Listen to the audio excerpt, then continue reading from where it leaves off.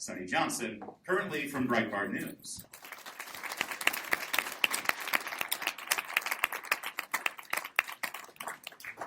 I've been speaking a while without notes, but I'm going to have notes this time because the conversation that we have is going to be a little bit tricky, so I want to make sure I kind of stay in my parameters.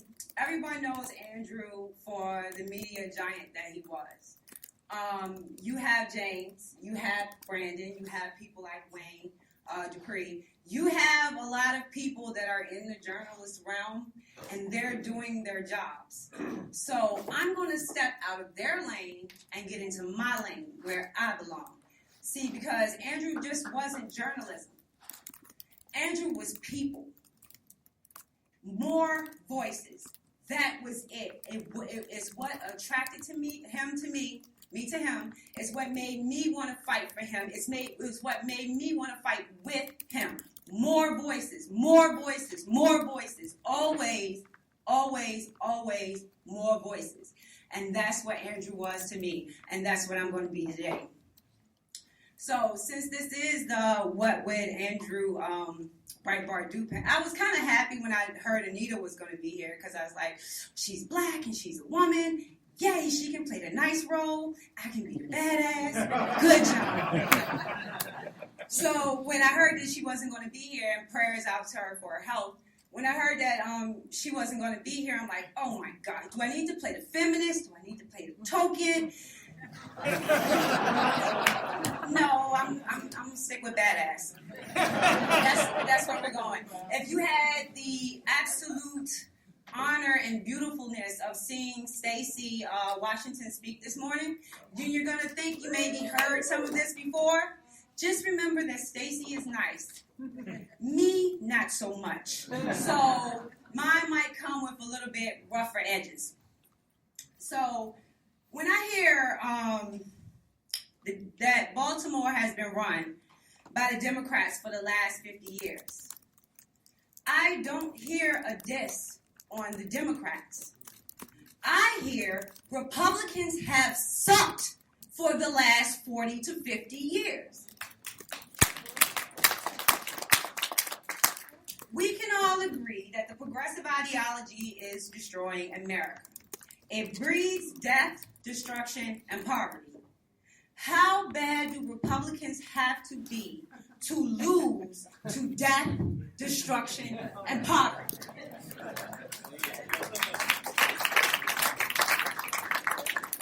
Now, these same Republicans look down their noses at people who have been trapped under this progressive ideology their entire life.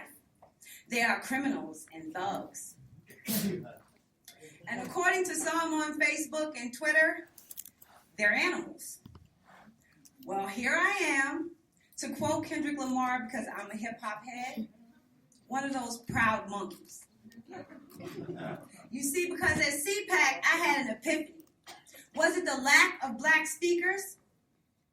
No. Was it the lack of a black presence? No. Did it have anything to do with race at all? No. Actually, it came in camouflage and a bandana. What are the 3 words you never hear a politician say?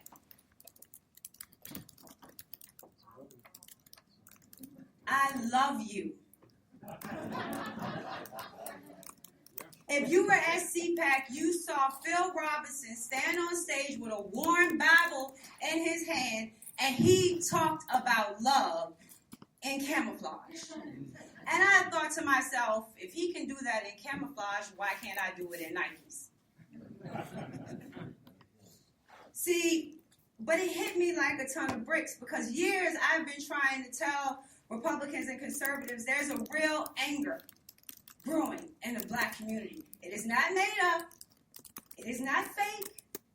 It is a real anger in the black community. I have spent years telling Republicans and conservatives, way before Ferguson, way before Baltimore, if we don't do something, our cities are going to be set on fire. They are going to be burning. We are going to have death. We are going to have more generational poverty. If we don't get in and do something, this is going to happen.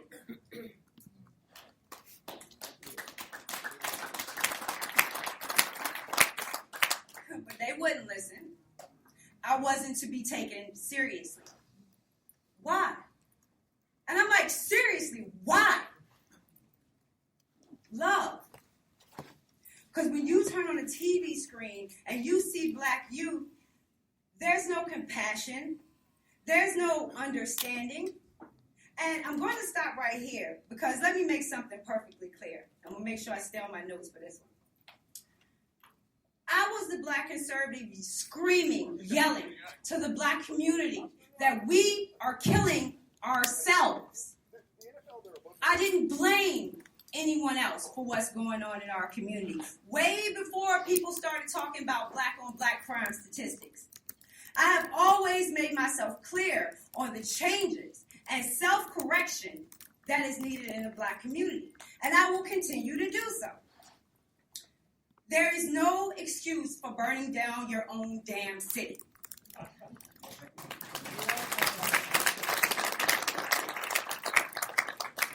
There is no damn excuse. Now, I've done my part over all of these years to evade the racial hypocrisy. So this moment, right here, right now, is not about the self-correction in the black community. This is about the self-correction in the conservative movement.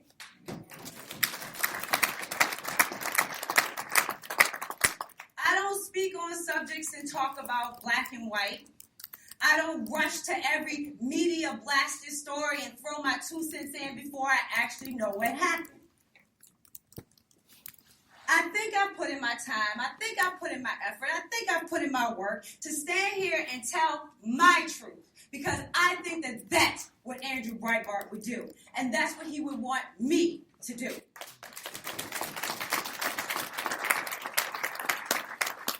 So I'm going to go back to love.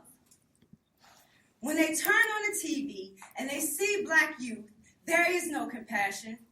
There is no understanding because there is no love. When I see black boys and girls, men and women, burning down their own city, it breaks my heart. I stand with a group of people that have the answers. Come on, don't we know the solutions? In this room, right now, don't we know? Yes. But we refuse to make it a goal. We refuse to make it a priority. And in every aspect, it looks like we are refusing to love. Everyone is championing Toya Graham as Mother of the Year because she disciplined and corrected her son. But did you hear what she said? He is not perfect. No. But he's mine. Being mine makes him worth fighting for. Well, that's how I feel. Is the black community perfect? No. By no stretch of the imagination. But it is my community. I still live there. And to me, it is worth fighting for. Now, that's just my sentiment talking. You see, I see black people and I love them. That's what makes me look past their circumstance and wish for a brighter future. Yes. I don't deny that. See, I love being black. I love black people. I love black culture. I love hip-hop. Preach it. I love fried chicken, watermelon, and sweet tea. Tell it, girl.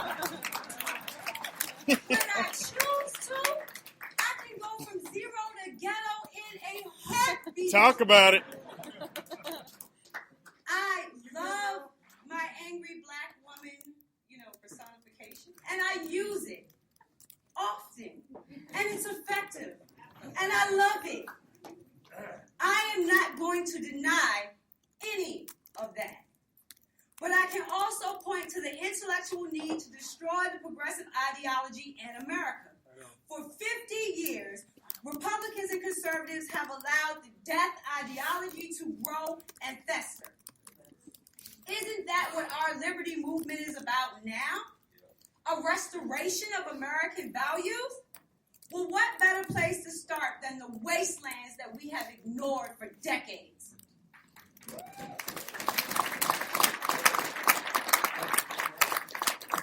What does the progressive ideology accomplish in public schools? How do They bold for economic development. What effect does excessive taxation, over-regulation, and crony capitalism do to a community? Detroit. The experiment is over. The results are in. And what do you know? Progressivism breeds death, destruction, and poverty. Ferguson, death, destruction, and poverty. Baltimore, death, destruction, and now even more generational poverty. Is this an excuse? No. It's a reality. We claim progressives want to build a utopia. Let's not steal their thunder and think we actually live in utopia. We have to set our goal. We have to decide what our goal is. Is our mission to destroy the Democrat who is currently in power, or is it to save America?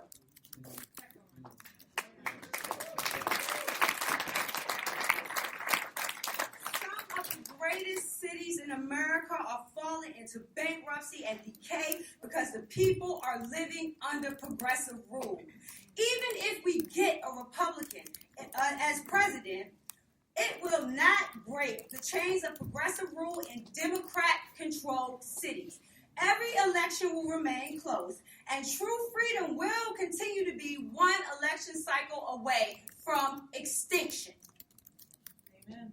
So when you hear black people screaming to be heard, it's because they know that the people who govern them are not listening.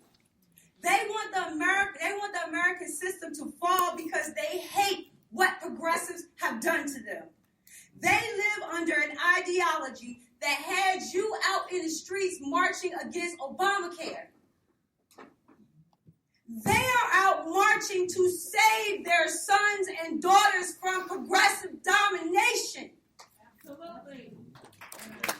Where are my liberty lovers? The solution. Where are you? You take every opportunity to point to a Democrat. Look what Democrats did. That's what they did. That's their fault. That's their problem. It may be. What is your solution?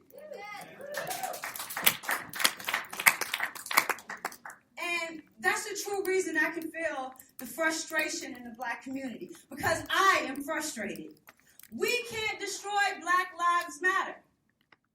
George Soros has too much money. As long as American cities are burning, you will hear these slogans. They will make sure you hear them. Don't think that Occupy was organized, but this isn't. Now, excuse me. Now, you're awesome. Thank you. We can't, nor would I want to, reach the people that think kill Whitey or burning down shit is an uprising are actual topics and goals that you actually want to reach. I don't tend to go after those people. I really don't care about those people. They are perfectly fit to be Democrats, and the Democrat Party can have it. We can't, nor would I want to, reach the people who want to live in Section 8 housing, who want to collect food stamps, who want to be dependent upon government for everything. These people are perfectly fit to be Democrats, and the Democrat Party can have them. But there is a section of Black America that has a get up, get out, and get something attitude. To these people, hustle is as natural as breathing. They didn't need to be told to pick themselves up by the bootstraps. Their instincts told them that there had to be a better life. There had to be a better way. And these are the people that live in Baltimore, Ferguson, New York, Los Angeles, Chicago, Detroit. They wear hoodies. They dress in all black. They walk with a swag in their step. They are not thugs because they are in tune with their culture. They are not suspect because you can't tell the difference between them and the criminals.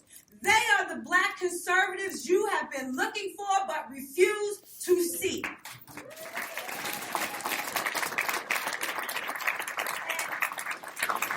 I said I'm going to do this.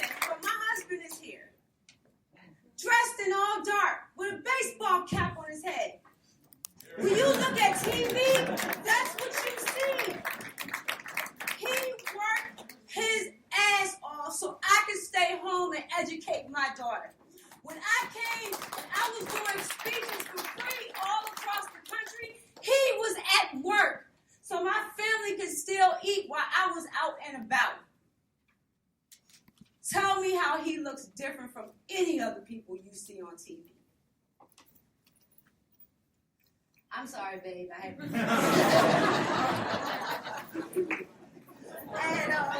And this is more than just about gaining new voters. It's about not losing the black conservatives that we have.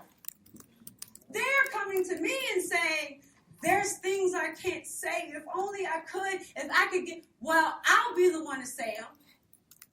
We can't afford to lose the ones we have while we're not gaining new ones in the process.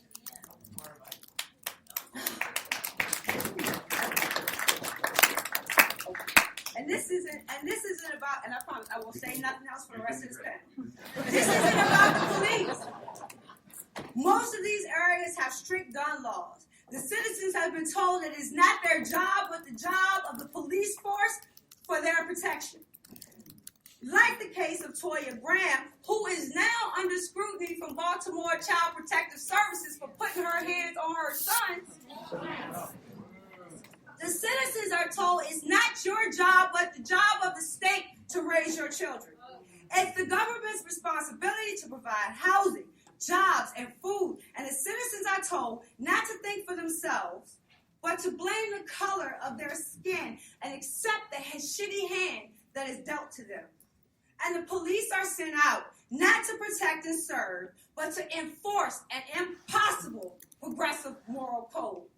The police are sent to enforce progressive societal change. And when society rejects it, the progressives who made the laws in the first place throw the police under the bus.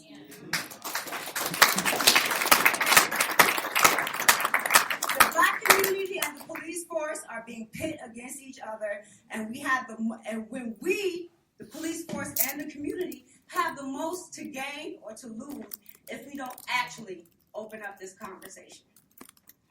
I know I'm pushing on time for 2 minutes. 2 minutes. Because in addition to telling you all of this stuff, I want to show you how I would do it. Just real quick. I want to show you how I would deliver this conservative message to the black community. Can I do that real quick? I hear you. I feel you. I get it. Life in your America sucks.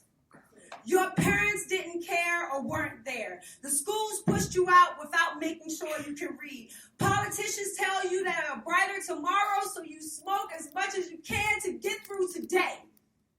You are tired of seeing your brothers, sons, daughters, cousins, your friends killed, imprisoned, or lost to drugs.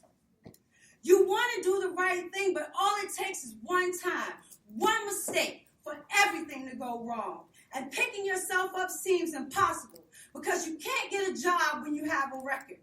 You're sleeping on your mama's couch because you can't afford your own space. You feel unfit to parent your children because your life is so screwed up. What in the hell are you going to teach them? I get it. I know. But you are being surrounded by the people that championed your track. They developed your public housing. They took control of your education. They sent your fathers to jail for nonviolent offenses. Made single motherhood cool by calling it feminism. Built the police force through unionization. You claim harass you. And now when you're fed up, they give agitators reign to burn down your city. Show me your friends and I'll show you your future. If your friends are yelling for death and destruction, do they actually want change? Isn't that what you live in now? Democrats want to be the party of the poor. In order for that to happen, they have to keep you poor.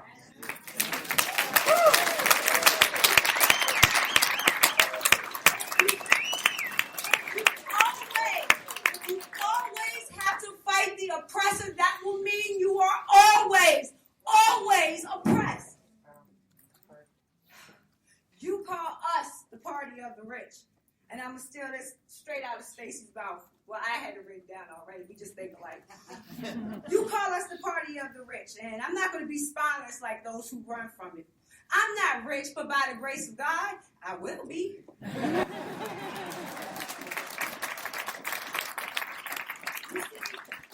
love money. I love the feeling of security.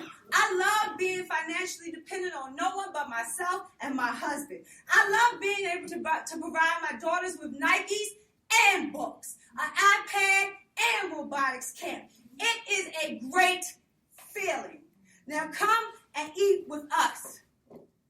Come and eat with us. If you are tired of being poor and overlooked, come and eat at a table that believes in ownership and growth.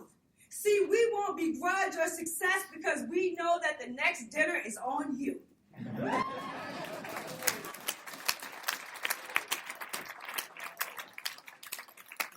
and eat at a table where we thank and praise God, not government.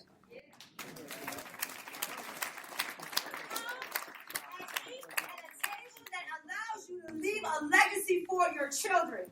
Our parents left us anger and neglect. We want to leave deeds and stock portfolios and inheritances to our children.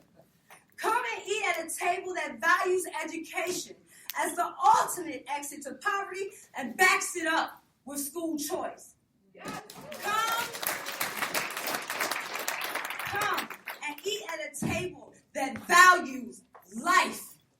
Kings and queens do not kill their children. They kill for their children. Come and eat with us. And if I have anything to do with it, and I promise you that I will, you will feel loved and seen and heard. But get ready for the work. Because what we do is not easy. It's not fun. The only thing I can promise you in the end is that it's actually worth it.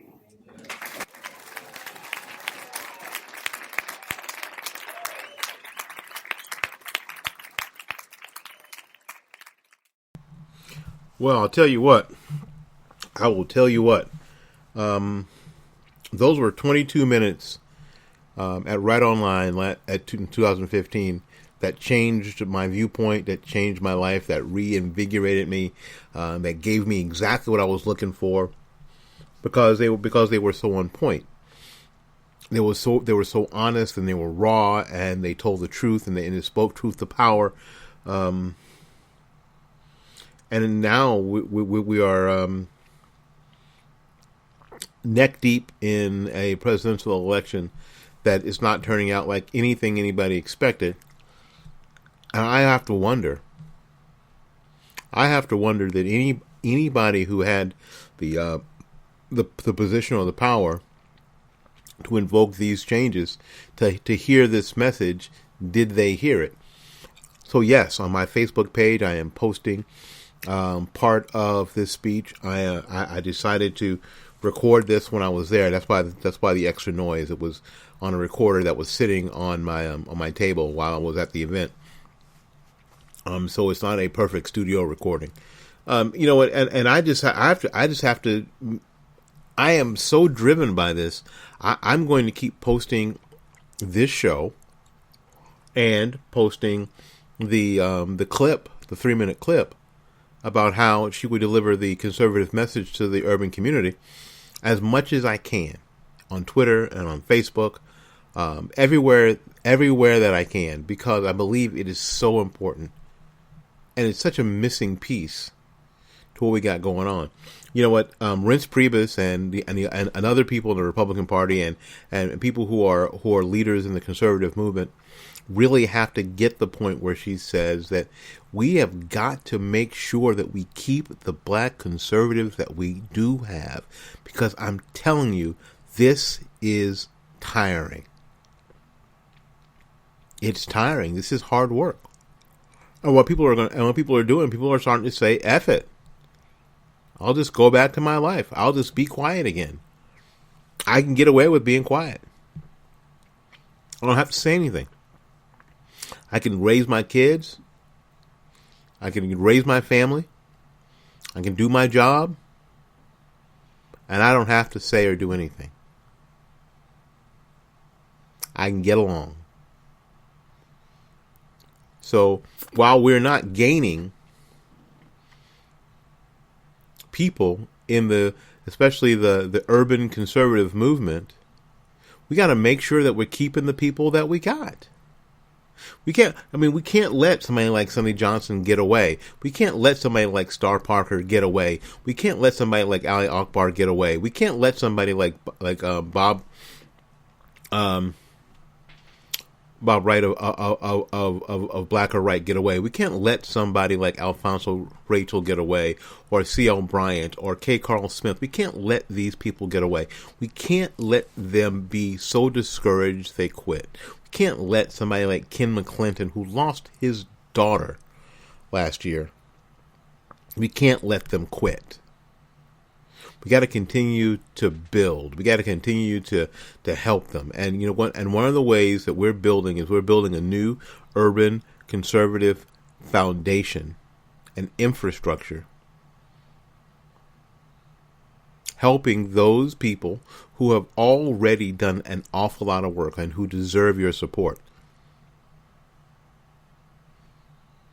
Go ahead and if you want to support me, go ahead and go to www.gofund.me/fightbackpromo, or easier enough, go to willielawsonshow.com and click there.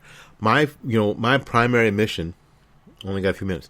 My primary mission for the rest of this year is to promote all of the people that I mentioned, plus as many others as I can find. Black Pack by with George Farrell, Black Conservatives Fund, Ali Akbar, of course, like I said, Star Parker, Shirley Huzar with Urban Game Changers. All the folks that I mentioned, plus as we all have to build this foundation together. All right, we got to get out of here. Thanks so much for coming. Thanks so much for listening. Until we see you again, go out there and learn something, love somebody, and for goodness sakes, take care of yourself.